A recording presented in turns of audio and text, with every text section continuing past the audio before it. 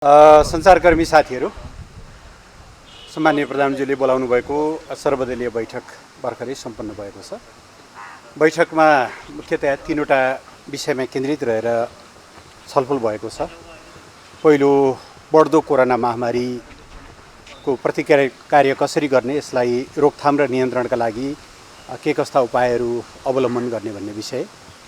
दोस्रो, रिक्त भएका प्रतिनिधि सभा, प्रदेश सभा र केही स्थानीय तहका निर्वाचनहरूमा गर्ने स्थानहरूमा गर्ने उपनिर्वाचनको सन्दर्भमा।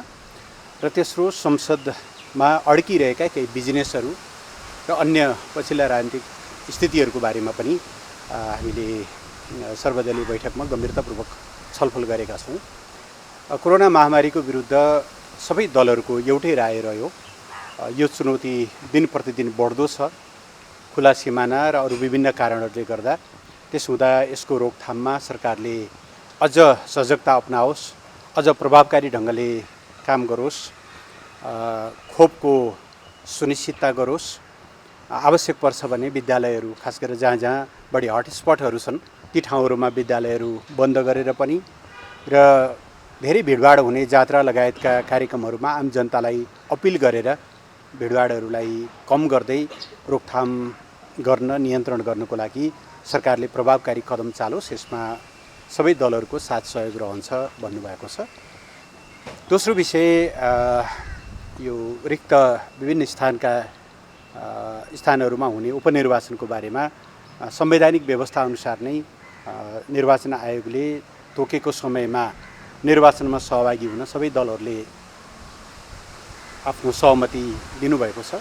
नेपाली काङ्ग्रेसले भदौमा आफ्नो महाधिवेशन भएको हुनाले त्यो महाधिवेशनको कार्यक्रम प्रभावित नहुने गरी कार्यतालिकाहरू प्रकाशित गरियोस्, त्यो ढङ्गले तर्जुमा गरियोस् भन्ने उहाँहरूको सुझाव थियो।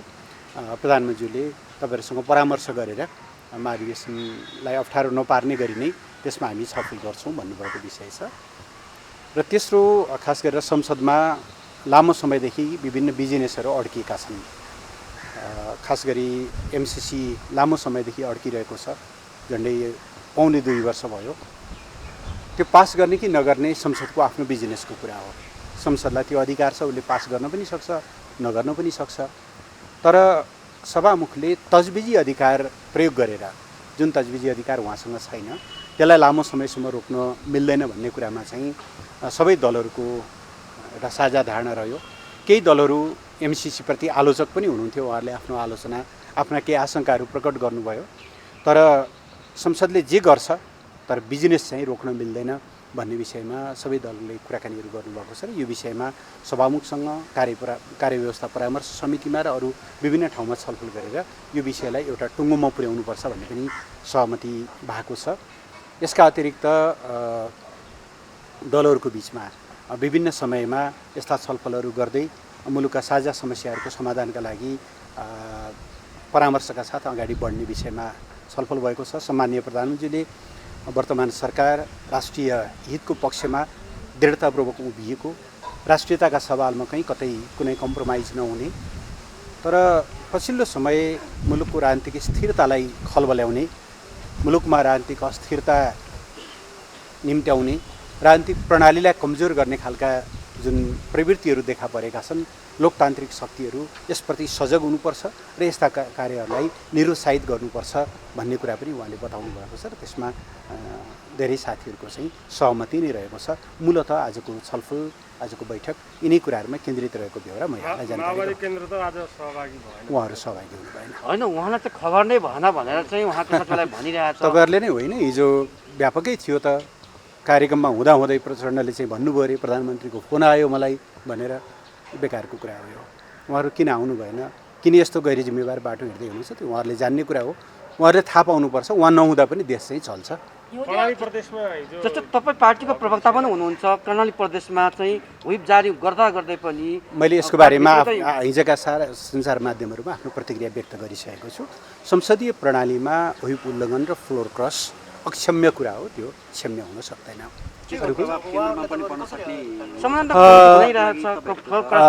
यो विषयमा मैले भन्ने कुराहरू सकिहालेको हुनाले अरू केही विषय छ भने भनौँ। यो वर्ष हिउँदे अधिवेशन लम्बिनुको कारण चाहिँ यही अधिवेशनमा एमसिसी पास गरारै छाड्ने त्यो मात्रै होइन, अरू केही विषयहरू छन्। जस्तो अब अध्यादेश हामीले अत्यन्त महत्त्वपूर्ण अध्यादेशहरू थिए। जस्तो यहाँहरूलाई थाहा छ, एसिड आक्रमणबाट धेरै महिलाहरू प्रभावित हुनुहुन्छ, केही पुरुषहरू पनि प्रभावित हुनुहुन्छ। यति जघन्य अपराध हो, त्यो अपराधलाई कानुनी हिसाबले दण्डनीय बनाउन हामीले अध्यादेश ल्यायौँ। तर संविधानको प्रावधान विपरीत पहिलो दिनको बैठकमा त्यसलाई प्रवेश पनि गर्न दिइएन। बलात्कार र यौनजन्य हिंसालाई अझ कडा कारबाही गर्नका निम्ति कारबाहीका दायराहरू बढाएर कानुन सजायमा अझ कडाइपन थपेर हामीले अध्यादेश ल्यायौँ। त्यो कुरालाई पनि अगाडि बढ्न दिइएन। यस्ता केही विषयहरू रहे जसले गर्दाखेरि चाहिँ सरकारका कारणले होइन, संसदको नेतृत्वको कारणले गर्दाखेरि संसदका कतिपय बिजनेसहरू अड्किएका छन्। त्यसको बारेमा एउटा समझदारी होस् भन्ने हाम्रो चाहना हो। भनेको नियम निलम्बन गर्न भए पनि अध्यादेश पारित गरौँ भन्ने हो।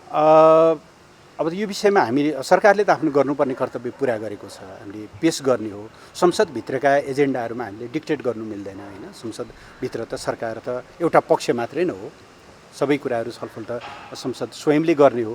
अब त्यसमा चाहिँ हामी अत्यन्त गम्भीर र दुखी चाहिँ छौँ, किनभने यति गम्भीर विषय। जस्तो उदाहरणको निम्ति हामीले जुन अहिले कोरोना खोप लगाएका छौँ, तपाईँहरूले पनि धेरैले लगाउनु नै भएको होला। हामीले एउटा विशेष नियम को व्यवस्था गरेर त्यो नियमलाई अध्यादेश मार्फत त्यसलाई चाहिँ वैधानिकता दिएका हौँ। यदि यो पारित नहुने हो भने हामीले लगाएको खोप चाहिँ अवैध हुन जान्छ। यस्तो गम्भीर कुराहरूमा पनि खेलवाड गर्नुहुन्थ्यो र हुँदैन थियो नि त। तर संसदको नेतृत्व त्यसबारेमा चाहिँ जिम्मेवार हुन सकेन। यस कुरामा हाम्रो भए जस्तै मैले भन्नु खोजेँ, जस्तै तपाईँ आज चाहिँ यो एमसिसी पास गर्ने विषयमा एक ढङ्गले राष्ट्रिय सहमति निर्माण गर्नुपर्छ भनेर सर्वदलीय बैठकमै पनि भन्नुभयो। तर एमाले भित्रकै एउटा पङ्क्तिलाई पनि तपाईँले बोलाउनु भएको छैन। यही विषय हिजोको दिनमा तत्कालीन नेकपा हुँदाखेरि नै एक ढङ्गले चाहिँ पास नहुने सक्ने अवस्था थियो। यसलाई चाहिँ कसरी लिनुभएको छ? यहाँले एउटा कुरा सही ढङ्गले बुझ्नु भएन या मैले बुझाउन सकिनँ। पास गर्ने कि नगर्ने संसदको कुरा हो। हाम्रो भनाइ संसदमा कुनै बिजनेस पेस गरिसकेपछि तपाईँले कुनै अहिले यो रिपोर्ट चाहिँ तपाईँले सम्पादकको टेबलमा लग्नुभयो अथवा न्युज चिफकोमा लग्नुभयो, न्युज चिफले सम्पादकलाई नबुझाइकन बिचैबाट डिलिट गर्नु मिल्छ कि मिल्दैन? यस्तो समाचार आएको छ, के गर्ने भन्ने बारेमा त उपयुक्त ठाउँमा छलफल त हुनु पाउनुपर्छ होला नि। पाउने 2 वर्षदेखि कुनै एजेन्डा रोक्नु मिल्छ र? मैले त्यति मात्रै भने, मैले भनेको भन्दा बढी नबुझ्नुहोस्। पास गर्नुपर्छ कि पर्दैन भन्ने बारेमा मेरो आफ्ना बुझाइहरू छन्। त्यो जति बेला बोल्ने बेला आउँला, जति बेला भोट हाल्ने बेला आउला, म त्यसबारे म भन्नै दिन्छु। होइन तपाईँले होइन होइन राष्ट्रिय सहमति, मैले राष्ट्रिय सहमति के अर्थमा भन्नु सुन्नु न, मैले भन्न खोजेको राष्ट्रिय सहमति के अर्थमा भनेको भने संसदमा प्रस्तुत हुने एजेन्डा, संसद चल्छ कसरी? संसदलाई बिजनेस दिने काम सरकारको हो। सरकारले दिएको बिजनेसमा संसद चल्छ। सरकारले दिएको बिजनेसलाई बिचमा कसैले रोक्ने अधिकार छ कि छैन? संविधानमा, कानुनमा, संसदको नियमावलीमा कहीँ कतै छ? मैले भन्न खोजेको त्यो हो।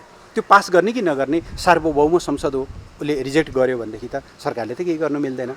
मैले जे भने त्यसलाई त्यही रूपमा बुझ्दिनु होला। एमसिसी अगाडि बढाउन सहमति जुटेको हो आज?